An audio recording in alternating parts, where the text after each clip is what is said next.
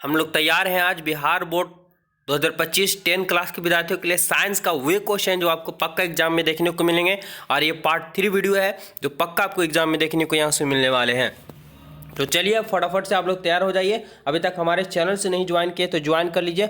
10 minute का समय दीजिए, यहाँ 3 से 4 क्वेश्चन आपको एग्जाम में देखने को मिल जाएंगे सिर्फ इस 10 क्वेश्चन से। सवाल पहला है कि निम्नलिखित में कौन उपधातु है। क्या पूछा है कि यहाँ पे उपधातु पूछा है तो एफी क्या धातु होता है, तो ये राइट आंसर होगा नहीं। कॉपर क्या होता है, धातु होता है, ये होगा नहीं। निकेल निकेल क्या होता है, धातु होता है, ये होगा नहीं। तो कन्फर्म है कि एसबी जो है यही आपका उपधातु होगा। ऑप्शन की बात करें, ऑप्शन डी करेक्ट आंसर। तो आप लोग डी बताए हैं, बिल्कुल सही। चलिए, बहुत ही अति महत्वपूर्ण सभी प्रश्न है, इसलिए आप लोग वीडियो में बने रहें और जरूर देखिए, आपको एग्जाम में सीधा मिलने वाला है।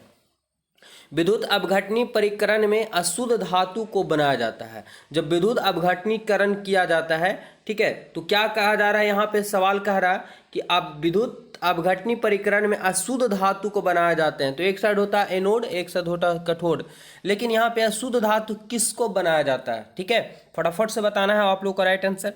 देखिए, ये बनाया जाता है एनोड पे। क्या एनोड पे, क्या तो अशुद्ध धातु को बनाया जाता है। ऑप्शन ए इसका राइट आंसर।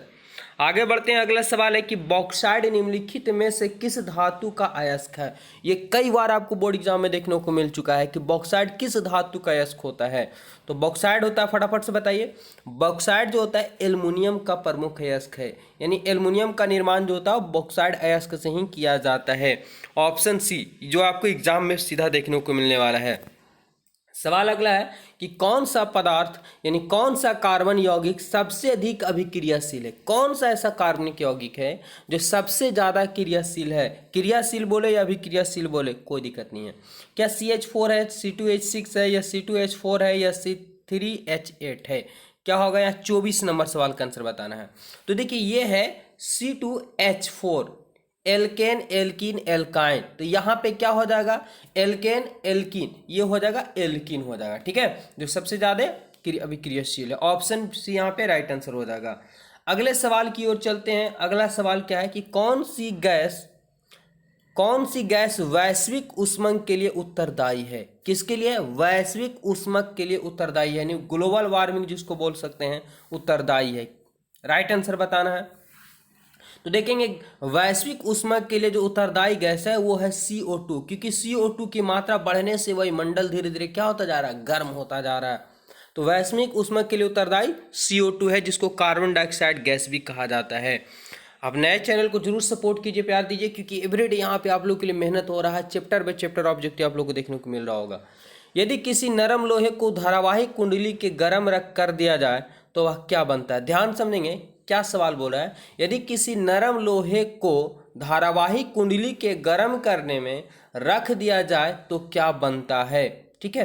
क्या सामान्य चुंबक बनेंगे, विद्युतीय चुंबक बनेगा, कोई चुंबक नहीं बनेगा, इनमें से कोई नहीं। क्या होगा राइट आंसर, तो ये बनता है किसी धारावाहिक कुंडली में अगर गर्म लोहे को रख दिया जाता है तो विद्युतीय चुंबक की निर्माण हो जाता है।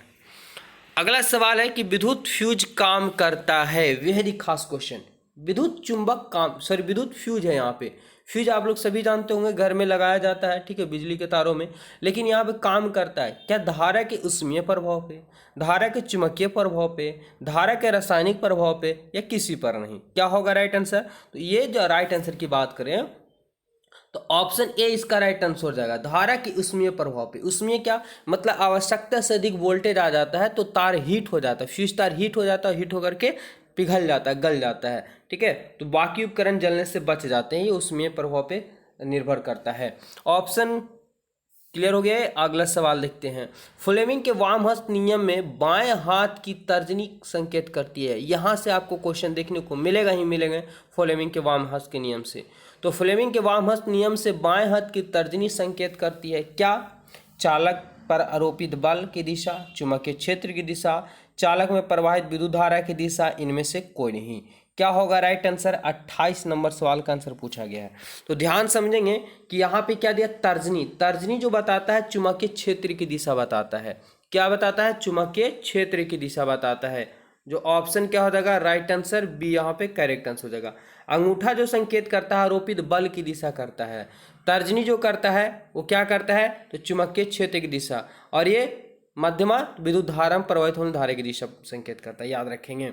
अगला सवाल है 29 नंबर सवाल क्या दिया हुआ है कि विभक्त वलय का उपयोग किस उपकरण में किया जाता है। विभक्त वलय का उपयोग किस उपकरण में किया जाता है, याद रखेंगे कि विभक्त वलय का जो प्रयोग किया जाता है वो विद्युत मोटर में किया जाता है। विभक्त वलय का उपयोग विद्युत मोटर में किया जाता है, जो ऑप्शन ए यहाँ पे राइट आंसर हो जाएगा। अगला सवाल है अमीटर को विद्युतीय परिपथ में कैसा जोड़ा जाता है। अमीटर बोलिए एमीटर बोलिए, तो एमीटर को विद्युत परिपथ में जोड़ा जाता है, मतलब दो ही क्रम होते हैं, एक श्रेणी क्रम दूसरा समांतर क्रम, तो किस क्रम में जोड़ा जाता है ये पूछा गया है।